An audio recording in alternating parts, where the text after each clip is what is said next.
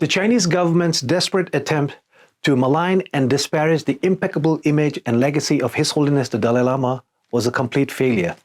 Dashtilek, my name is Jigme, and this will be my third and closing video regarding the malicious viral clip with some takeaways. When the 20-second clip of an interaction between His Holiness and an Indian boy appeared online almost 40 days after the actual event, the global media blindly rushed to publish it with sensationalized and clickbait headlines with zero efforts to confirm the source or investigate the details. Later, when the full version of the video was published, the same media outlets chose to remain silent. Never once did they mention that the boy's mother and grandfather was seated a seat next to His Holiness, who was addressing hundreds of students, dignitaries, and authorities at a globally live telecasted event. They failed to mention that the Indian boy had two other interactions with His Holiness prior to him asking for that hug. The boy first broke a coconut, a symbolic Hindu tradition of offering to the gods. And during the welcome session, he touched the Dalai Lama's feet, yet another Hindu tradition to respect an elder, because his family and the event's organizers were Hindus. Now, if you haven't seen the entire video, please press pause and please watch it before we continue. The Dalai Lama is renowned for his mischievous and childish pranks, be it tugging a beard, rubbing bald heads, or pulling noses. Mischievous, aren't you?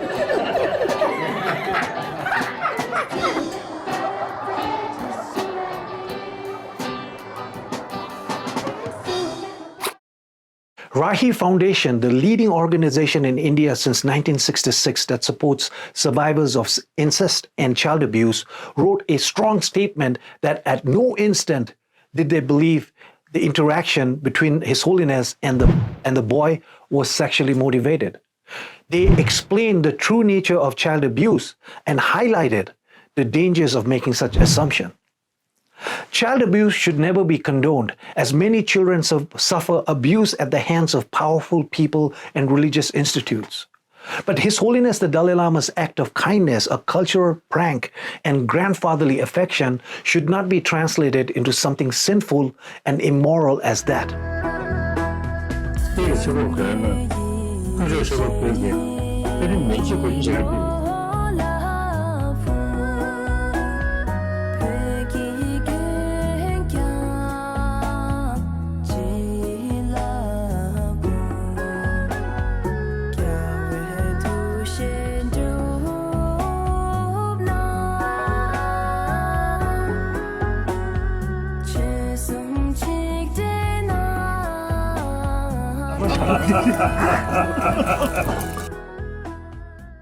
Furthermore, the media completely erased the boy's own narrative of how positive he felt after the event.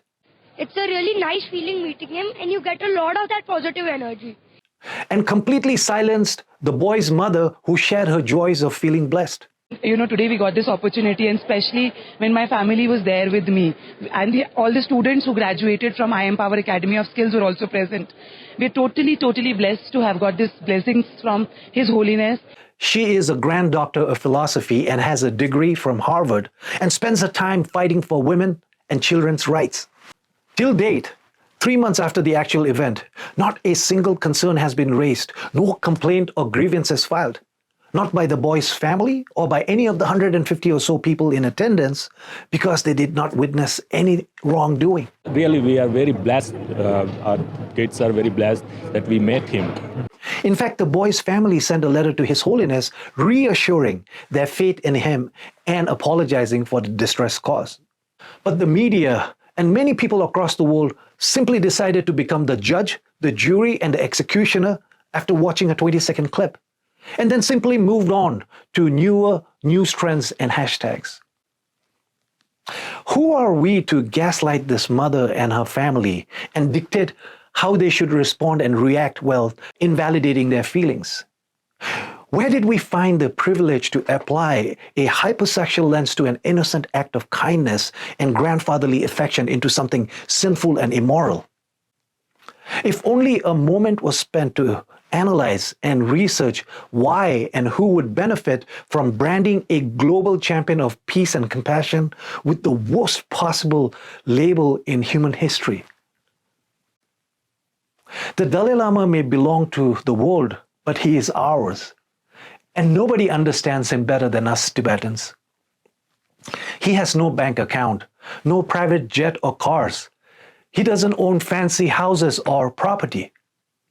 With the help of India as the kind host, he was able to successfully build a strong, cohesive refugee community that was able to keep the spirit and hope of Tibet alive to this day.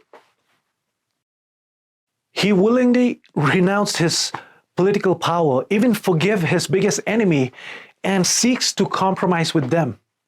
Yet, over the past 64 years, the Chinese Communist Party sees him as the biggest threat and has willfully demonized and slandered him, probably because they see his truth and his existence as a bitter reminder to the world of their empire built on lies, betrayal, and bloodshed. They have launched one of the most sophisticated cyber warfare, espionage, information theft targeting His Holiness. So if there was ever even the slightest signs of malfeasance involving His Holiness, the CCP would have made that public a long time ago.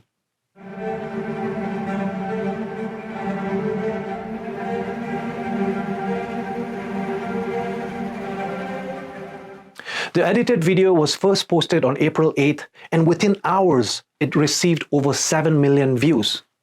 This was not a BTS, Blackpink, or Taylor Swift post. It was from a brand new fake account with visible ties to China.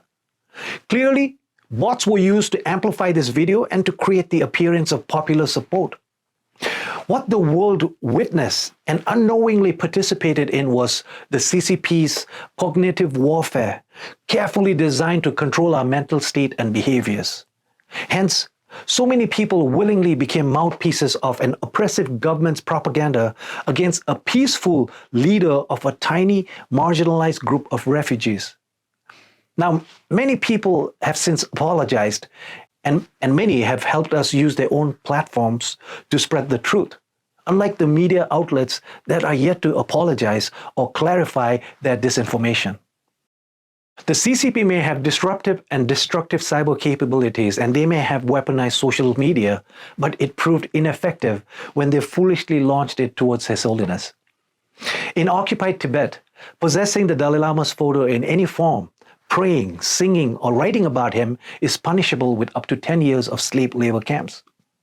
Last month, for the first time in history, the CCP allowed the Dalai Lama to trend online, using the clip and other offensive photoshopped images with hopes that Tibetans there will denounce him. But it backfired. Instead, Tibetans celebrated the rare blessing to see the Dalai Lama's video and photos online without retaliation. The CCP immediately put their ironclad. Meanwhile, in the free world, they did not foresee the unity of Tibetans across generations, determined to change the ugly and false narrative of hate and lust into that of love and affection, unshaken and unwavering. They did not foresee the sheer magnitude of grassroots mobilization and peaceful protest by millions of people across the world, including the Himalayan communities in India's disputed borders, defending the truth of power and questioning human morality and the media's integrity. The CCP may have failed this time, but this wasn't their first attack, and it will not be their last. Because of their interference with the selection of the next 15 Dalai Lama and any religious leader to be approved through the atheist Communist Party rules, their kidnapping of a 6-year-old Panchen Lama, our second highest spiritual leader, making him the world's youngest political prisoner, their draconian policies forcing 168 Tibetans to burn their bodies, calling for freedom, they are turning Tibet into the least free country in the world. Their forceful collection of Tibetan DNAs as an additional form of control. And they're abducting millions of Tibetan children, some as young as 4 years, to re-education camps to brainwash and to erase their culture, language, and identity. When they attacked His Holiness the Dalai Lama, they attacked our peaceful and honest struggle for freedom. They attacked our very existence as Tibetans. China is not just destroying a country, but our entire civilization. So yes, we will carry our pain and our struggle to our healing spaces. And with each passing day, we will continue to grow stronger and more united with renewed purpose, faith, and loyalty. It's been 64 years, and the world is yet to answer this one question. Can we count on you to stand and fight with us on the right side of history? Because no matter how much China attacks us, we will not stop resisting and fighting till we fulfill our promise to reunite His Holiness the Dalai Lama with our siblings inside Tibet.